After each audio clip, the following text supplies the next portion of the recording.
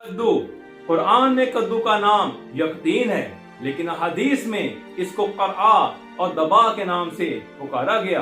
जब मछली ने हज़रत यूनुस अलैहिस्सलाम को मकाम यमन साहली इलाका पर उगल दिया तो सूरह साफ़ात आयत नंबर 146 और 148 में इरशाद हुआ, फ़नबज़नाहु बिलअराई व हुवा सकीम वअंबतना अलैहि शजरातिन मिन यक़तीन। हमने आपको बीमार और कमजोर हालत में खुले मैदान में डाल दिया और उनके ऊपर कद्दू की बेल उगा दी। तो रैत मुक़द्दस में भी हज़रत यूनुस अलैहिस्सलाम का वाक़या बड़ी तफसील से है। काना नबिय्यु युहिब्बुल क़रआ, रसूल अकरम सल्लल्लाहु अलैहि वसल्लम कद्दू से मोहब्बत करते थे। यह हदीस मुबारक है, अद-दबाउ यक्सुरु दिमाग, कि कद्दू दिमाग को बढ़ाता है, व यज़ीदु फिल अक़ल, और अकल में इजाफा करता है। हदीस नबवी है, इज़ा तबख्तुम किदरन फक्सरू फीहा मिन अद-दबा, कि जब तुम खुश्क गोश्त पकाओ तो उसमें कद्दू डालकर इजाफा कर लिया करो।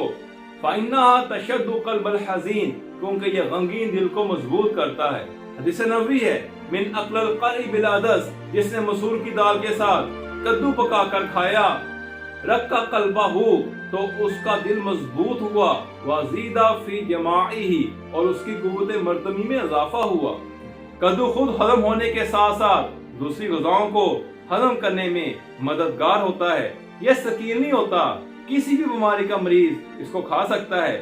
कद्दू बुखार के मुब्तलाओं को आराम और सुकून देता है। कद्दू का पानी जोड़ों पर मलने से दर्दों को आराम आता है। कद्दू प्यास को कम करके गर्मी के सर दर्द को दूर करता है। कम मिर्च के साथ कद्दू का सालन आंतों की जलन को दुरुस्त करता है। टीबी के मरीजों के लिए कद्दू इंतहाई बेहतरीन है।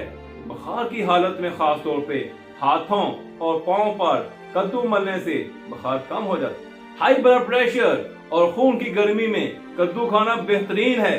पेशाब अगर रुक कर आए या जल कर आए या कब्ज हो तो कद्दू खाएं। कद्दू से ज़चकी में आसानी होती है और कद्दू बालों को लंबा करने में मददगार साबित होता है।